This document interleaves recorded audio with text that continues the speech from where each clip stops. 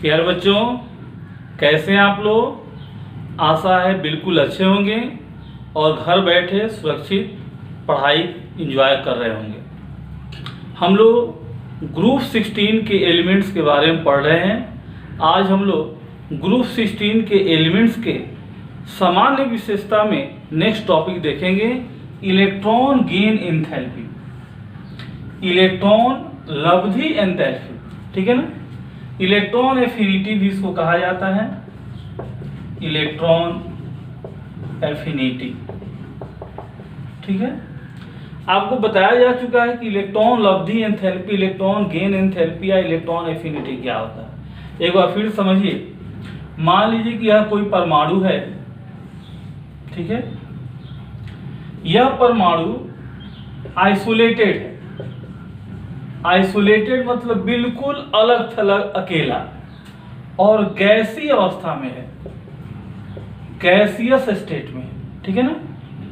Gaseous state में, गैसीय अवस्था में, आइसोलेटेड यानी बिल्कुल अलग थलग, बिल्कुल अकेला कोई परमाणु है और इसके बाहरी कक्ष में यदि एक इलेक्ट्रॉन ऐड कराना है तो इसमें ऊर्जा निकलती है और ये जो ऊर्जा निकलती है इसी को कहते हैं इलेक्ट्रॉन लब्धि एंथैल्पी, इलेक्ट्रॉन गेन एंथैल्पी। कैसे डिनोट किया जाता है? तो एंथैल्पी को डिनोट किया जाता है H से। 11th में थर्मोडायनेमिक्स में आप लोग पढ़े हैं। चेंज इन एंथैल्पी, एंथैल्पी में परिवर्तन को डेल्टा H से। और इलेक्ट्रॉन गेन है तो इलेक्ट्रॉन के लिए E हो गया, गेन के लिए G हो गया। ठीक है? या इलेक्ट्रॉन एफिनिटी यदि इसको कहें तो इलेक्ट्रॉन एफिनिटी को EA से डिनोट किया जाता है। तो एक बार फिर से देखिए, गैसीय अवस्था में कोई आइसोलेटेड यानी विलगित यानी बिल्कुल अकेला अलग थलग परमाणु हो तो उसके सबसे बाहरी कक्ष में एक इलेक्ट्रॉन जोड़ने में या वह एक इलेक्ट्रॉन ग्रहण करेगा तो जो ऊर्जा मुक्त होगी या जो एंथैल्पी में परिवर्तन होगा उसे इलेक्ट्रॉन लब्धि एंथैल्पी, इलेक्ट्रॉन गेन एंथैल्पी कहते हैं। आयनन ऊर्जा के ठीक विपरीत, आयनन ऊर्जा में इलेक्ट्रॉन निकालते हैं तो ऊर्जा देनी पड़ती है और इसमें इलेक्ट्रॉन जोड़ते हैं तो ऊर्जा निकलती है। जो ऊर्जा निकलती है, जो एंथैल्पी में परिवर्तन होता है, वही इलेक्ट्रॉन लब्धि एंथैल्पी कहलाता है। अब ये ऊर्जा निकल रही है, ऊर्जा निकल रही है मतलब कि यह क्या होगा? इंडोथर्मिक होगा, सॉरी एक्सोथर्मिक। ऊर्जा निकलती है तो एक्सोथर्मिक होगा और एक्सोथर्मिक जब होता है, जब ऊष्मादायी प्रक्रिया होता है तो उसके लिए डेल्टा H निगेटिव होता है, यानी डेल्टा H Eg क्या होगा? निगेटिव होगा। ठीक है? इलेक्ट्रॉन यदि कोई एटम लेगा, कोई परमाणु इलेक्ट्रॉन ग्रहण करेगा तो उसमें एंथैल्पी परिवर्तन ऋणात्मक होगा, यानी उसका इलेक्ट्रॉन गेन एंथैल्पी क्या होगा? निगेटिव होगा। अब इलेक्ट्रॉन एफिनिटी का मतलब होता है इलेक्ट्रॉन के प्रति लगाव। ठीक है? इलेक्ट्रॉन के प्रति लगाव किसको होगा? तो जैसे मान लीजिए हैलोजन परमाणु है, हैलोजन के बाहरी कक्ष में 7 इलेक्ट्रॉन होते हैं। यदि वो एक इलेक्ट्रॉन ग्रहण करें तो उनका अष्टक पूरा हो जाएगा, इसलिए एक इलेक्ट्रॉन के प्रति लगाव उनको सबसे अधिक होता है और जिसको इलेक्ट्रॉन के प्रति लगाव सबसे अधिक होगा उसको इलेक्ट्रॉन ग्रहण करने की प्रवृत्ति सबसे अधिक होगी और इलेक्ट्रॉन ग्रहण करने की प्रवृत्ति अधिक होगी तो इलेक्ट्रॉन ये ऊर्जा ज्यादा मुक्त होगी, यानी इलेक्ट्रॉन गेन एंथैल्पी अधिक ऋणात्मक होगी। यानी इलेक्ट्रॉन के प्रति लगाव जितना ज्यादा होगा, जितना आसानी से इलेक्ट्रॉन ग्रहण करेगा, उतना ही इलेक्ट्रॉन गेन एंथैल्पी अधिक ऋणात्मक होगी। तो सबसे अधिक ऋणात्मक यानी हैलोजन के लिए यहां लिख देते हैं। पहले इलेक्ट्रॉन गेन एंथैल्पी क्या है तो इसको नोट कर लें कि गैसीय अवस्था में, गैसीय अवस्था में किसी विलगित, विलगित मतलब अकेला बिल्कुल, विलगित परमाणु द्वारा एक इलेक्ट्रॉन ग्रहण करने के दौरान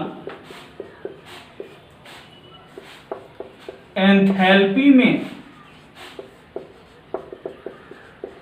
जो परिवर्तन होता है उसे इलेक्ट्रॉन गेन एंथैल्पी कहते हैं।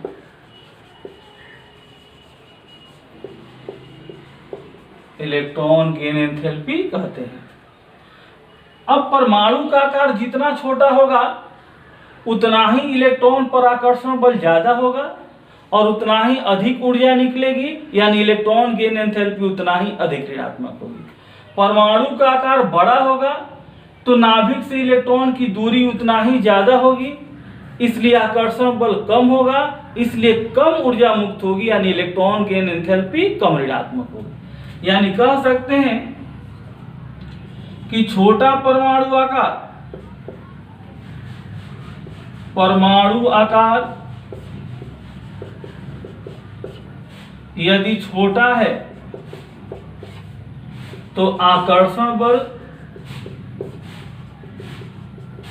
अधिक होगा और इसलिए डेल्टा HEg जो है मोर निगेटिव होगा, अधिक ऋणात्मक होगा। उसी तरह परमाणु आकार बड़ा होगा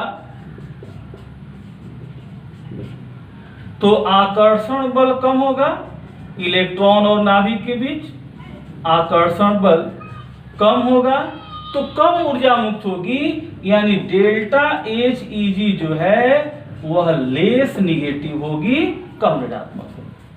यानी कहने का मतलब कि परमाणु आकार यदि बढ़ रहा है, परमाणु आकार यदि बढ़ रहा है तो आकर्षण बल क्या होगा, घटेगा, और आकर्षण बल घटेगा। परमाणु आकार देखिए, परमाणु आकार यहाँ छोटा है, बड़ा है, परमाणु आकार बढ़ रहा है तो आकर्षण बल घटेगा, और आकर्षण बल घटेगा तो डेल्टा HEg जो होगी वह घटती जाएगी, अधिक ऋणात्मक होती जाएगी। क्लियर? तो ये हम लोग देखिए डेल्टा HEg के बारे में पहले भी देख चुके हैं। सबसे अधिक डेल्टा HEg किसका होता है, तो यहां नोट करके लिख लेते हैं, हैलोजन का डेल्टा HEg सर्वाधिक निगेटिव होता है। ये बहुत ही इंपॉर्टेंट है।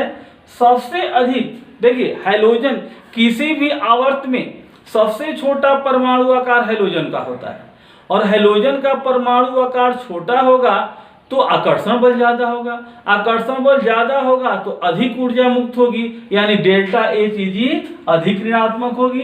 तो सबसे अधिक ऋणात्मक डेल्टा HEg किसका होता है, किसी भी पीरियड में हैलोजन का होता है, और हैलोजन के जस्ट पहले ग्रुप 16 आता है तो सेकेंड पोजीशन ग्रुप 16 का है। अब इसमें देखते हैं कि वर्ग में ऊपर से नीचे आते हैं तो क्या होता है। इनका भी ग्रुप 16 के एलिमेंट्स का भी डेल्टा HEg अधिक ऋणात्मक होता है, क्योंकि ये भी यदि 2 इलेक्ट्रॉन ग्रहण कर लें तो यष्टक प्राप्त कर लेते हैं। तो लिख सकते हैं कि 2 इलेक्ट्रॉन ग्रहण करने की प्रवृत्ति, 2 इलेक्ट्रॉन ग्रहण करके ऑक्टेट यानी अष्टक प्राप्त करने की प्रवृत्ति के कारण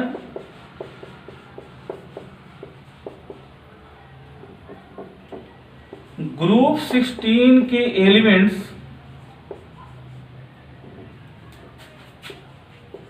एलिमेंट्स का डेल्टा HEg अधिक ऋणात्मक होता है, ऋणात्मक होता है। यानी सबसे अधिक ऋणात्मक हैलोजन का, यहां लिख सकते हैं नोट करके, मोस्ट निगेटिव डेल्टा HEg किसका होता है, तो हैलोजन का, और second most highly negative delta HEG किसका होगा? तो ग्रुप 16 का। इसको याद रखेंगे। मोस्ट निगेटिव सबसे ज्यादा ऋणात्मक डेल्टा HEG हैलोजन का, और सेकेंड मोस्ट कौन होगा? तो ग्रुप 16 का। अब ग्रुप में ऊपर से नीचे आएंगे तो क्या होगा? जैसे मान लीजिए oxygen, sulphur, selenium, tellurium, polonium. अभी हम लोग देखें कि ग्रुप में ऊपर से नीचे आते हैं तो परमाणु का आकार बढ़ता जाता है, परमाणु आकार बढ़ेगा, और परमाणु आकार बढ़ेगा तो जिस इलेक्ट्रॉन को ग्रहण करना है उसकी नाभिक से दूरी बढ़ती जाएगी, और दूरी बढ़ेगी तो आकर्षण बल घटेगा। यानी नाभिक और जिस इलेक्ट्रॉन को ग्रहण करना है उसके बीच आकर्षण बल घटेगा, आकर्षण बल घटेगा, और आकर्षण बल घटेगा तो डेल्टा HEG का मान क्या होगा? डेल्टा HEG का मान भी घटेगा। ठीक है ना? तो देखिए इसका डेल्टा HEG का मान जो है -141 किलो जूल पर मोल, इसका -200, -195, -190, -172 के आसपास होता है। ठीक है? तो हम लोग देखे हैं कि ऊपर से नीचे आते हैं तो डेल्टा HEG का मान घटता जाता है। तो देखिए डेल्टा HEG का मान घट रहा है, कम ऋणात्मक होता जा रहा है। ठीक है? लेकिन सबसे अधिक किसका होना चाहिए? सबसे अधिक ऋणात्मक ऑक्सीजन का होना चाहिए, लेकिन ऑक्सीजन का ध्यान दीजिए इन चारों की अपेक्षा कम है। ठीक है? हम लोग ग्रुप में ऊपर से नीचे आते हैं, वर्ग में ऊपर से नीचे आते हैं तो परमाणु आकार बढ़ रहा है, तो नाभिक से जिस इलेक्ट्रॉन को ग्रहण कर रहे हैं उसकी दूरी बढ़ेगी, दूरी बढ़ेगी तो आकर्षण बल घटेगा, और आकर्षण बल घटेगा तो एनर्जी कम निकलेगी, यानी डेल्टा HEG का मान कम ऋणात्मक होगा। तो ग्रुप में ऊपर से नीचे आएंगे तो कम ऋणात्मक होगा। तो यहाँ से तो ये फॉलो हो रहा है, यहाँ से कम ऋणात्मक होते जा रहा है, 200, 195, 190, 172, लेकिन ऑक्सीजन का सल्फर से कम है, या ऑक्सीजन का इन सभी तत्वों से कम है। क्यों? ठीक है? तो देखिए इसके लिए रीजन, ये बहुत इंपॉर्टेंट है, क्वेश्चन पूछा जाता है कि ऑक्सीजन की इलेक्ट्रॉन गेन एंथैल्पी सल्फर से कम ऋणात्मक होती है क्यों? ठीक है? तो देखो बाबू, ऑक्सीजन का परमाणु आकार यहां लिखेंगे,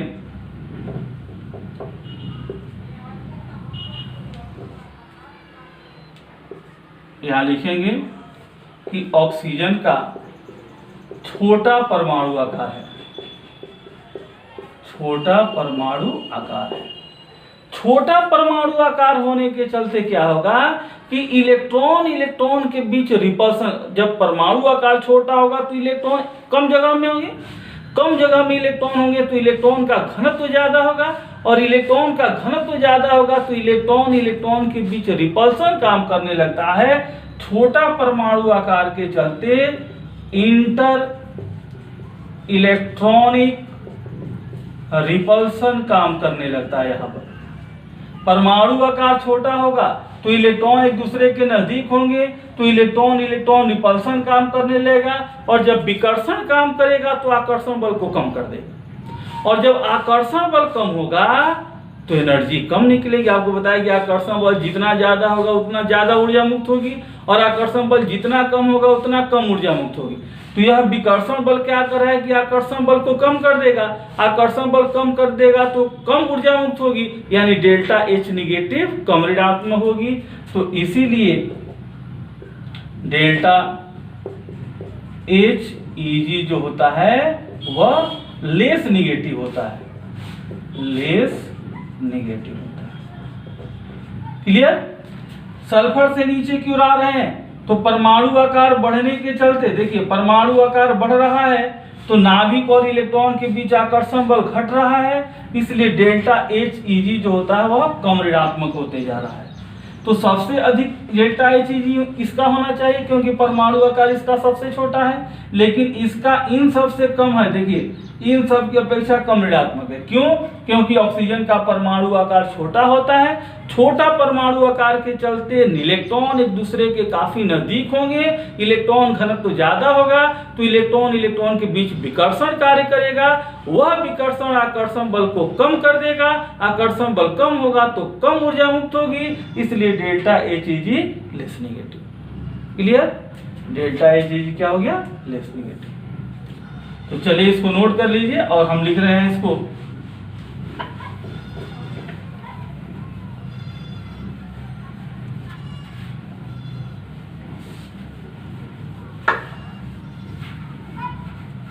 तो क्या लिखेंगे हम लोग कि वर्ग में ऊपर से नीचे की ओर आने पर, वर्ग में ऊपर से नीचे की ओर आने पर परमाणु आकार बढ़ने के साथ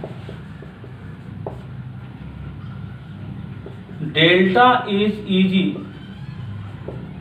कम ऋणात्मक होता जाता है। क्वेश्चन क्या पूछा जाता है कि ऑक्सीजन की डेल्टा एच ईजी सल्फर की अपेक्षा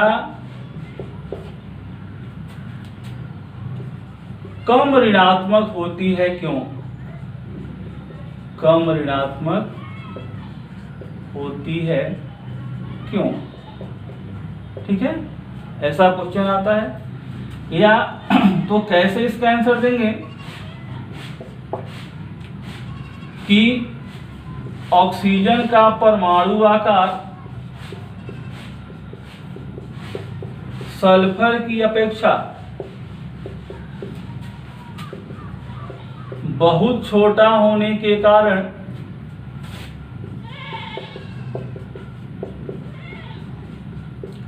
ऑक्सीजन परमाणु में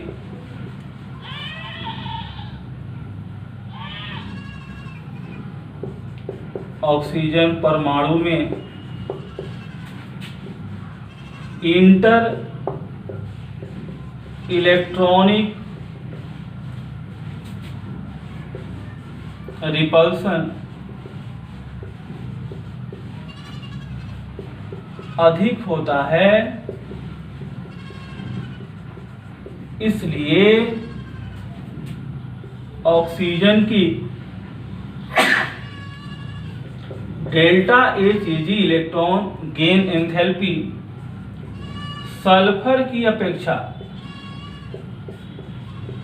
कम ऋणात्मक होती है। कम ऋणात्मक होती है। बहुत ही इंपॉर्टेंट क्वेश्चन है। इस तरह के क्वेश्चन पूछे जाते हैं बोर्ड में। ग्रुप 17 में भी इस तरह का क्वेश्चन आएगा। चलिए तो इसको मिटा दें।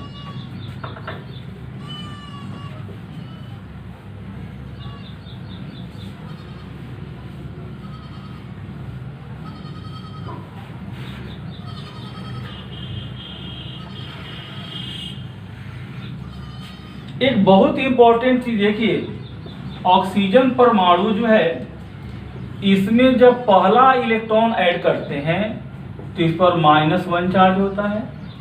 यहाँ डेल्टा एच ईजी जो है यह ऋणात्मक होगी, ठीक है। लेकिन जब इसमें हम दूसरा इलेक्ट्रॉन ऐड करेंगे, ठीक है ना, एक और इलेक्ट्रॉन ऐड कर रहे हैं, तो एक इलेक्ट्रॉन ऐड कर रहे हैं तो O-2 चार्ज होगा। O-2 चार्ज होगा तो यहां पर अब माइनस चार्ज हो गया और इलेक्ट्रॉन भी ऐड कर रहे हैं तो रिपल्सन होगा। तो रिपल्सन होगा और इलेक्ट्रॉन को ऐड करा रहे हैं तो हम लोगों को ऊर्जा देनी पड़ेगी, ठीक है ना। यहां माइनस चार्ज हो गया, ऑक्सीजन का यहां परमाणु आकार छोटा है, परमाणु आकार छोटा है, तो डेल्टा एच ईजी निगेटिव है, ठीक है। लेकिन जब दूसरा इलेक्ट्रॉन ऐड करेंगे तो यहाँ पर डेल्टा एच ई जी का, चूंकि विकर्षण बढ़ रहा है, आकर्षण बल लगेगा तब ऊर्जा मुक्त होगी, ज्यादा आकर्षण बल होगा तो ज्यादा ऊर्जा मुक्त होगी, आकर्षण बल कम होगा तो कम ऊर्जा मुक्त होगी, या विकर्षण ज्यादा लगेगा तब भी कम ऊर्जा मुक्त होगी या ऊर्जा देनी पड़ेगी। तो डेल्टा एच ई जी यहाँ पर लेस निगेटिव होगा, या यूं कहें कि पॉजिटिव भी हो सकता है। ठीक है ना, तो इसको ध्यान रखेंगे। इसके बाद हम लोग देखते हैं फिजिकल स्टेट के बारे में, भौतिक अवस्था के बारे में। ठीक है, ऑक्सीजन और सल्फर, ऑक्सीजन जो है सेलेनियम, टेल्यूरियम, पोलोनियम, ऑक्सीजन जो है द्विपरमाणविक गैस है, O2 के रूप में पाया जाता है, यह द्विपरमाणविक गैस है। जबकि सल्फर, सेलेनियम, टेल्यूरियम जो हैं ये ऑक्टा एटॉमिक होते हैं, सल्फर एसिड के रूप में, सेलेनियम AC8 के रूप में, टेल्यूरियम TE8 के रूप में, यानी ये जो हैं ये अष्टपरमाणविक ठोस अवस्था में पाए जाते हैं। ठीक है, ये भी क्वेश्चन पूछा जाता है। ऑक्सीजन द्विपरमाणविक गैस के रूप में पाया जाता है, जबकि इस वर्ग के अन्य तत्व अष्टपरमाणविक ठोस अवस्था में पाए जाते हैं, क्यों? ऐसा क्वेश्चन आता है। ये समझ गया कि इस वर्ग के तत्वों में ऑक्सीजन के एक अणु में दो परमाणु होंगे, द्विपरमाणविक गैस होगा, जबकि सल्फर के एक अणु में 8 परमाणु एसिड के रूप में पाया जाता है, सेलेनियम AC8 के रूप में पाया जाता है, टेल्यूरियम TE8 के रूप में पाया जाता है। ये क्लियर हो गया। पोलोनियम जो है ठोस धातु है, सॉलिड मेटल है। ठीक है, तो क्वेश्चन क्या आता है, क्वेश्चन कि ऑक्सीजन द्विपरमाणविक गैस है, जबकि सल्फर तथा अन्य तत्व अष्टपरमाणविक ठोस होते हैं, क्यों? ठोस होते हैं क्यों? ये क्वेश्चन आता है।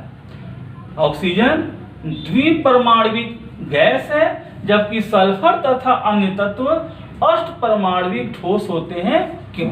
क्लियर? तो देखिए इसका आंसर क्या देंगे, देखिए आंसर यहां लिख देते हैं। अभी आपको बताएं ऑक्सीजन में क्या होता है कि ऑक्सीजन के परमाणु का आकार छोटा होता है, तो छोटा परमाणु आकार के चलते दो ऑक्सीजन परमाणु एक दूसरे से डबल बॉन्ड द्वारा जुड़े रहते हैं। इसको पी पाई डबल बॉन्ड कहते हैं, क्योंकि इन दोनों में जो पाई बॉन्ड बनता है उसमें दोनों के p ऑर्बिटल भाग लेते हैं। अब O2 जो बन गया, एक O2 दूसरे O2 के साथ कमजोर वान डर वाल आकर्षण बल द्वारा जुड़ा रहता है, वान डर वाल्स आकर्षण बल। ठीक है, और इसीलिए ये गैसीय अवस्था में पाए जाते हैं। ऑक्सीजन परमाणु का आकार छोटा होता है, विद्युत ऋणात्मकता अधिक होती है, इसलिए दो ऑक्सीजन परमाणु एक दूसरे से मल्टीपल बॉन्ड द्वारा पी पाई डबल बॉन्ड द्वारा जुड़ करके O2 का निर्माण करते हैं, और O2 अणु एक दूसरे से कमजोर वान डर वाल आकर्षण बल द्वारा जुड़े रहते हैं, इसलिए गैसीय अवस्था में पाए जाते हैं। जबकि सल्फर तथा इस वर्ग के जो अन्य तत्व हैं, इसके 8 परमाणु एक दूसरे से सिंगल बॉन्ड द्वारा जुड़ते हैं। इनमें इनका परमाणु आकार बड़ा होता है, जिसके चलते ये डबल बॉन्ड नहीं पाया जाता है, पी पाई डबल बॉन्ड नहीं बना सकते हैं। ये सिंगल बॉन्ड द्वारा इसके 8 परमाणु जुड़ जाते हैं, इसलिए अणुभार ज्यादा हो जाएगा, इसलिए ठोस अवस्था में पाए जाते हैं। तो चलिए लिख लेते हैं, ऑक्सीजन परमाणु का आकार, परमाणु आकार ऐसे लिखते हैं, ऑक्सीजन के छोटा परमाणु आकार तथा उच्च विद्युत ऋणात्मकता उच्च विद्युत ऋणात्मकता के कारण दो ऑक्सीजन परमाणु पी पाई डबल बॉन्ड, यानी इसको मल्टीपल बॉन्ड कहते हैं, डबल बॉन्ड या ट्रिपल बॉन्ड को मल्टीपल बॉन्ड द्वारा जोड़कर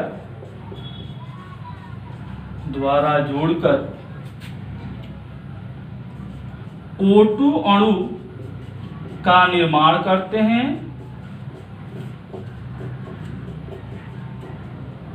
ये O2 अणु दुर्बल वान डर वाल्स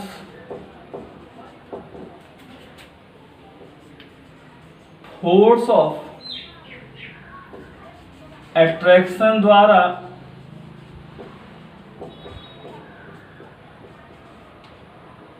जुड़े होते हैं। चलिए इसके आगे इसको मिटा दे रहे हैं।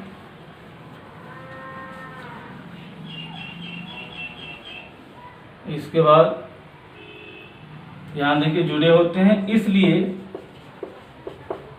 ऑक्सीजन गैसीय अवस्था में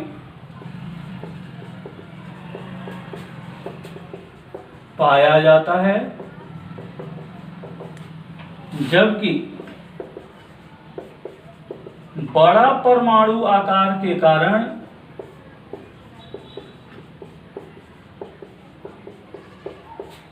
सल्फर तथा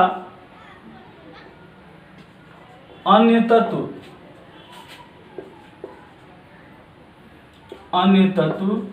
पी पाई डबल बॉन्ड का निर्माण नहीं कर सकते हैं। इनके 8 परमाणु सिंगल कोवलेंट बॉन्ड द्वारा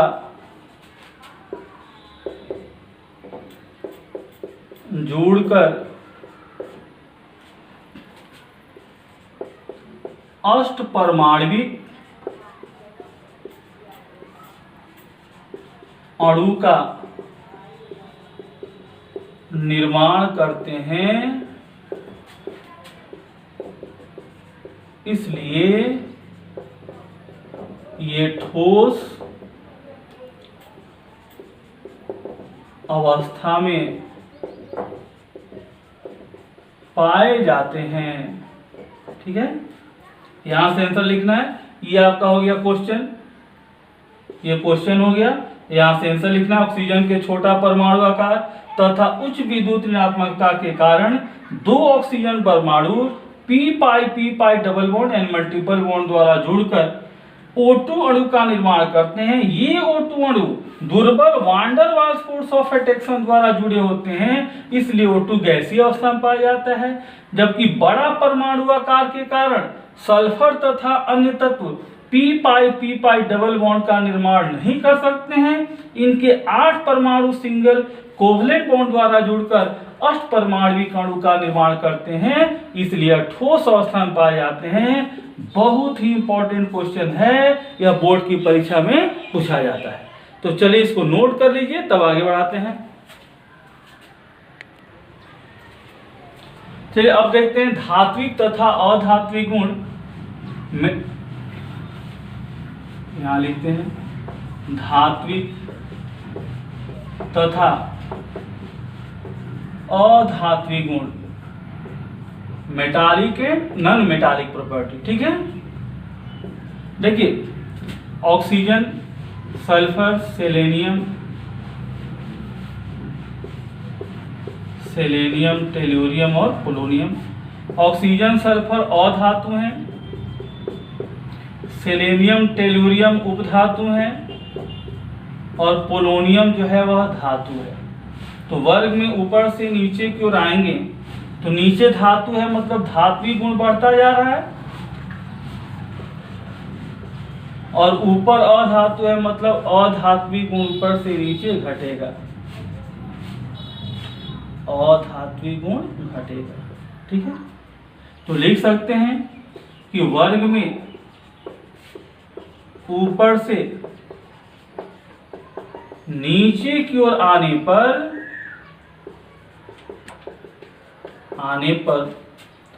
धात्विक गुण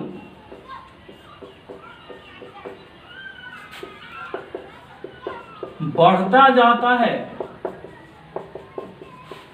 जबकि अधात्विक गुण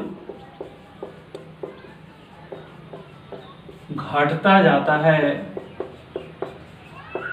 ठीक है, तो धात्विक गुण सबसे अधिक किसमें होगा? पोलोनियम में, और अधात्विक गुण सबसे अधिक किसमें होगा? ऑक्सीजन में।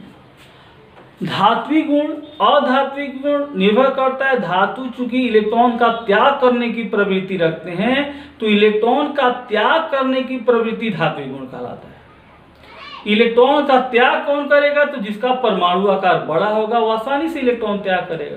परमाणु आकार बड़ा होगा तो नाभिक से इलेक्ट्रॉन की दूरी ज्यादा होगी, दूरी ज्यादा होगी तो आकर्षण बल कम होगा, कम ऊर्जा देने पर ही इलेक्ट्रॉन निकल जाएगा। तो नीचे का परमाणु आकार, नीचे जो तत्व है इसका परमाणु आकार बड़ा होता है, परमाणु आकार बड़ा होगा तो आयनन ऊर्जा कम होगी। आपको आयनन ऊर्जा पिछले लेक्चर में बताया गया था। परमाणु आकार बड़ा होगा तो आयनन ऊर्जा कम होगी, आयनन ऊर्जा कम होगी तो इलेक्ट्रॉन आसानी से त्याग करेगा, इलेक्ट्रॉन आसानी से त्याग करेगा तो धात्विक गुण अधिक। यानी ऊपर से नीचे आते हैं तो धात्विक गुण क्यों बढ़ता है? क्योंकि इलेक्ट्रॉन त्यागने की प्रवृत्ति बढ़ जाती है, इसलिए धात्विक गुण बढ़ता जाता है। यानी कहेंगे कि ऊपर से नीचे आएंगे, ऊपर से नीचे की ओर हम आएंगे तो परमाणु का आकार बढ़ेगा,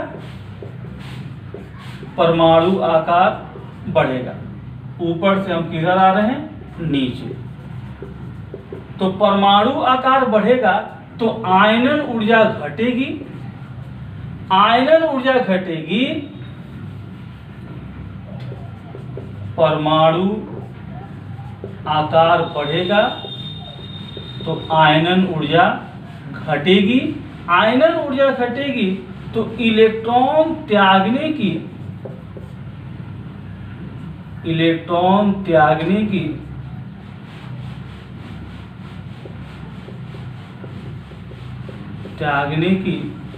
प्रवृत्ति जो है वह बढ़ेगी, इसलिए धात्विक गुण बढ़ेगा। एकदम क्लियर कर लीजिए कंसेप्ट। ऊपर से नीचे आएंगे तो क्या होगा? परमाणु आकार बढ़ेगा, आकार बढ़ेगा तो आयनन ऊर्जा घटेगी, आयनन ऊर्जा घटेगी तो इलेक्ट्रॉन त्यागने की प्रवृत्ति बढ़ेगी, इसलिए धात्विक गुण बढ़ेगा। ठीक है, और अधात्विक गुण क्यों घटेगा? तो ऊपर से नीचे आएंगे तो अधातु क्या होते हैं? इलेक्ट्रॉन ग्रहण करते हैं। इलेक्ट्रॉन ग्रहण कब होगा? तो जब परमाणु का आकार छोटा होगा, छोटा परमाणु होगा तो जिस इलेक्ट्रॉन को ग्रहण करना, मान लीजिए ये परमाणु है, इलेक्ट्रॉन ग्रहण करना है, एक ये परमाणु है, इलेक्ट्रॉन ग्रहण करना है, तो इस पर नाभिक का आकर्षण बल अधिक होगा तो ये आसानी से इलेक्ट्रॉन ग्रहण करेगा, और इस पर नाभिक का आकर्षण बल कम होगा तो ये कठिनाई से इलेक्ट्रॉन ग्रहण होगा। यानी परमाणु का आकार जितना छोटा होगा इलेक्ट्रॉन ग्रहण करने की प्रवृत्ति अधिक होगी, इसलिए अधात्विक गुण अधिक होगा। इसका परमाणु आकार सबसे छोटा है इसलिए इलेक्ट्रॉन ग्रहण करने की प्रवृत्ति इसकी सबसे अधिक होगी, इसलिए अधात्विक गुण इसका सबसे अधिक होगा। तो इसीलिए ग्रुप में ऊपर से नीचे आएंगे तो धात्विक गुण बढ़ता जाता है और अधात्विक गुण घटता जाता है। यहाँ पर आपको लिखाया गया है क्यों धात्विक गुण बढ़ता है, ये भी लिखा दिया गया।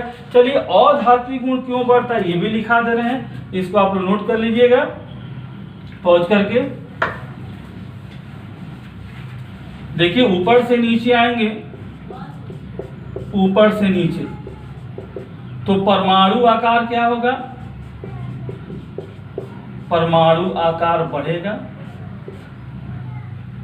परमाणु आकार बढ़ेगा तो नाभिक और जिस इलेक्ट्रॉन को ग्रहण करना है, नाभिक और इलेक्ट्रॉन के बीच आकर्षण बल क्या होगा?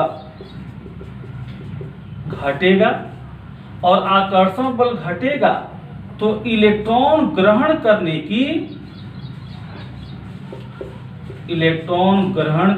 की प्रवृत्ति घटेगी। और इलेक्ट्रॉन ग्रहण करने की प्रवृत्ति जो है इसी को अधात्विक गुण कहते हैं, इसलिए अधात्विक गुण घटता जाएगा। यानी जो ऊपर होगा उसका अधात्विक गुण अधिक होगा और जो नीचे होगा उसका धात्विक गुण अधिक होगा। क्लियर हो गया? इसलिए वर्ग में ऊपर से नीचे आते हैं तो धात्विक गुण बढ़ता है और अधात्विक गुण घटता है। जो सबसे ऊपर वर्ग में होगा उसका अधात्विक गुण सबसे ज्यादा होगा और जो सबसे नीचे होगा उसका धात्विक गुण सबसे ज्यादा होगा। इस वर्ग में ऑक्सीजन का अधात्विक गुण, और इस वर्ग में ऑक्सीजन सबसे ऊपर है, oxygen, sulphur, selenium, tellurium, polonium, तो सबसे अधिक अधात्विक गुण किसका होगा? ऑक्सीजन का। अधात्विक गुण सबसे अधिक होगा और सबसे अधिक धात्विक गुण किसका होगा? तो पोलोनियम का होगा। तो आशा है ये क्लियर हो गया होगा। आज हम लोग क्या क्या पढ़े? तो धात्विक अधात्विक गुण पढ़े, इसके अलावा इलेक्ट्रॉन एफिनिटी के बारे में पढ़े और भौतिक अवस्थाओं के बारे में पढ़े। आशा है कि आपको ये बिल्कुल क्लियर हो गया होगा। अब इसको नोट कर लीजिए। इसके बाद पिछले लेक्चर में जो क्वेश्चन पूछा गया था उसका आंसर और आज के लेक्चर पर आधारित कुछ क्वेश्चन देखते हैं।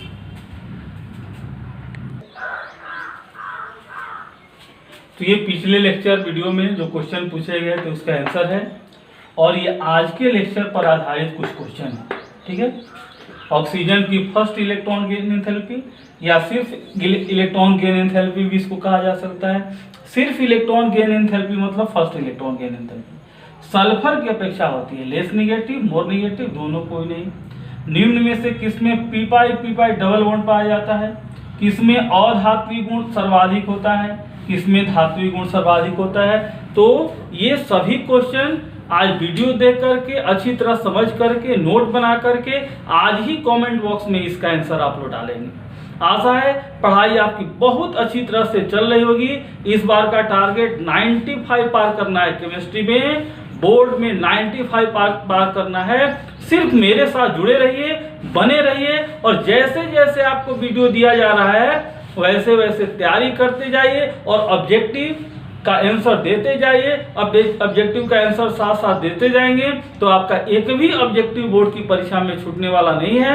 सब्जेक्टिव में जो क्वेश्चन आते हैं वो कराया जा रहा है, आपको बता दिया जा रहा है कि हाँ सब्जेक्टिव क्वेश्चन इस तरह से पूछा जाता है। जैसे आप देखें कि ऑक्सीजन द्विपरमाणविक गैस है जबकि सल्फर तथा इस वर्ग के तत्व अन्य तत्व अष्टपरमाणविक ठोस है। इसको क्वेश्चन इसका आंसर के रूप में लिखाया गया है। इसी तरह से क्वेश्चन आंसर लिखाते जाएंगे, समझाते जाएंगे। बस आप हमारे साथ बने रहिए। चैनल को अभी तक सब्सक्राइब नहीं किए हो तो जरूर सब्सक्राइब कीजिए और अपने दोस्तों को भी शेयर कीजिए ताकि दोस्तों को भी इसका लाभ मिल सके। Thank you.